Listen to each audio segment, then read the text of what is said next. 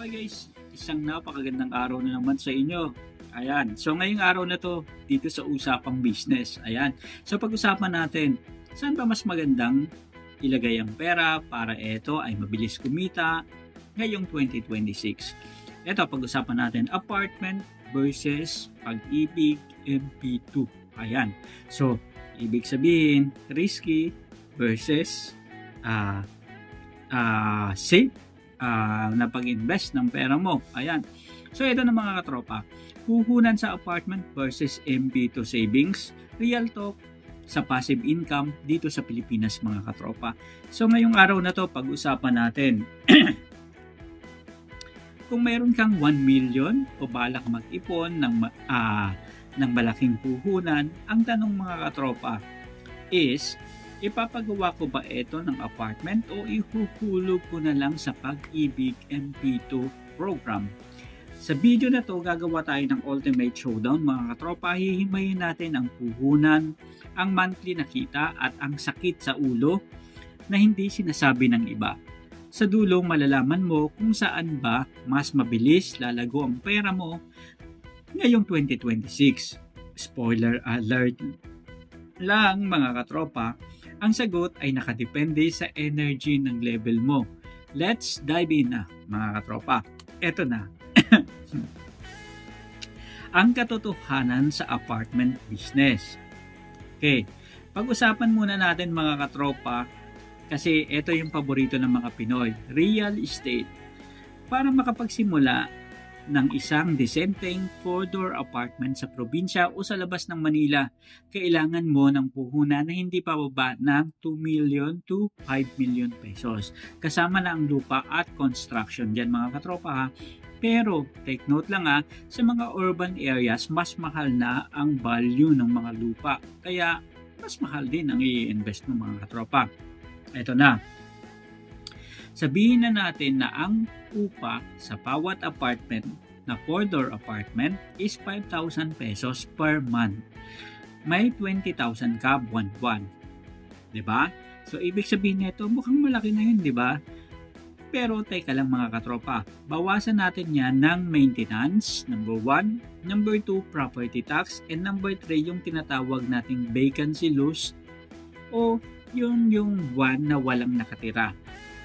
Ang real ROI o return of investment ng apartment sa Pilipinas mga katropa ay karaniwang nasa 4% to 6% lang kada taon. Ibig sabihin nito mga katropa, aabutin ng 15 to 20 years bago mo mabawi ang puhunan mo sa pagpapatayo ng apartment. Ito na mga katropa. Ito naman, ano naman ang kalakasan ng Pag-ibig MP2 program kung dito mo ilalagay yung pera mo? Dito naman tayo sa people's favorite mga katropa. Ang Pag-ibig MP2 program kasi ito is safe na pag-i-invest ng pera. Ibig sabihin kasi pinapatakbo ito ng gobyerno at hindi pwedeng malugi ang Pag-ibig Fund kasi nandyan yung pera ng mga Pilipino na nagtatrabaho, working individuals mga katropa, kaya back up yan ng government natin.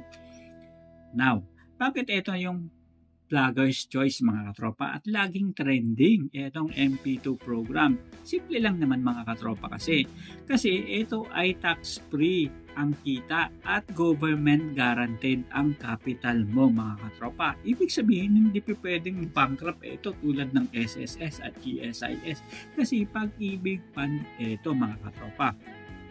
Na pag-usapan natin ang kita. Noong nakaraang taon mga katropa, naglalaro ang dividend rate sa 6 to 7%.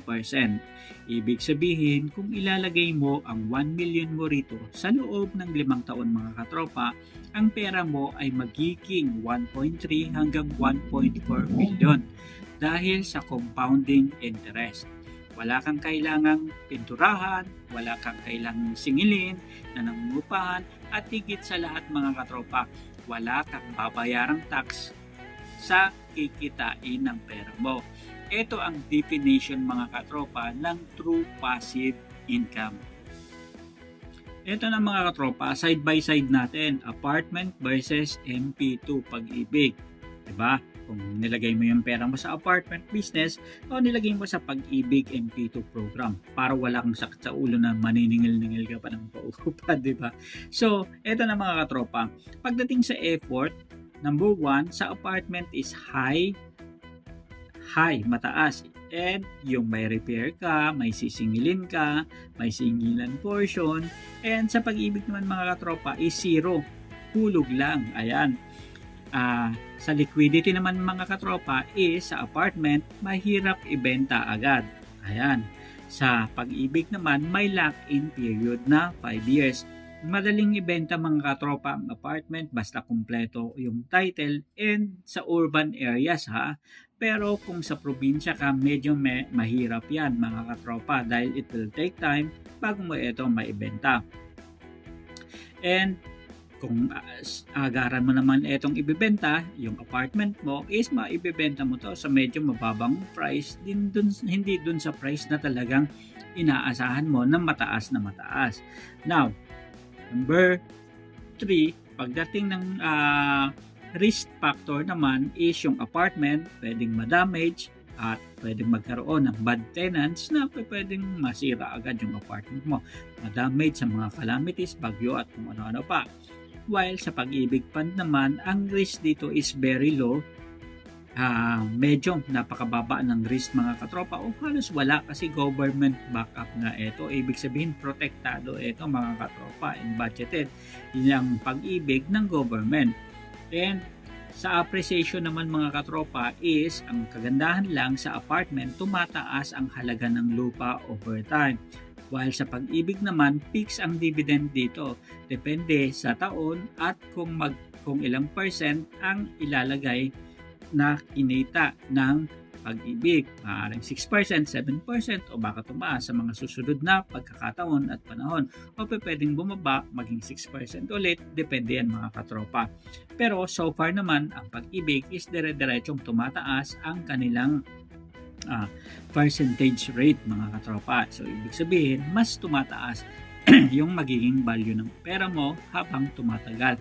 Lalo na compounded interest ang pinag-uusapan natin unlike sa bangko na talagang sobrang baba mga katropa. Ito na mga katropa. Ang bintahe ng apartment, tumataas ang value ng lupa tulad ng sinabi ko habang tumatagal. Ito yung tinatawag na capital appreciation. Samantalang sa MP2 naman mga katropa, ang puhunan mo ay hindi tataas ang value. Pero puhunan mo is ganun pa rin. Kung 1 million, 1 million pa rin yan. Pero ang interest ay nagpapadami rito. Kung gusto mo ng legacy na pwedeng ipamana sa mga anak mo, apartment ang sagot na pwede mong negosyo. Pero kung gusto mo ng peace of mind at siguradong kita na walang ginagawa, MP2 is the king. Ibig sabihin, safe yung pera mo mga katropa. Now, eto na. So, saan ba mas magandang ilagay ang pera ko ngayong 2026? Kung ang goal mo mga katropa ay cash flow na walang stress, simulan mo muna sa MP2. Gamitin mo ang kikitain mo ron para unti-unting makapag-ipon para sa lupa na iyong dream and apartment na itatayo. Huwag mong pagsabungin at pag-isahin mo sila at pagsabayin mga katropa. Ano ba ang pipiliin mo? Team apartment ka ba o team MP2? I-comment mo naman sa baba mga katropa ang team apartment o team MP2 at sasagutin ko ang mga tanong ninyo tungkol sa mga computation. Don't forget to like and subscribe para sa susunod nating Money Showdown dito sa Kabading Moko, Usapang Business, Buhay OFW YouTube channel. Hanggang sa muli, maraming salamat at paalam.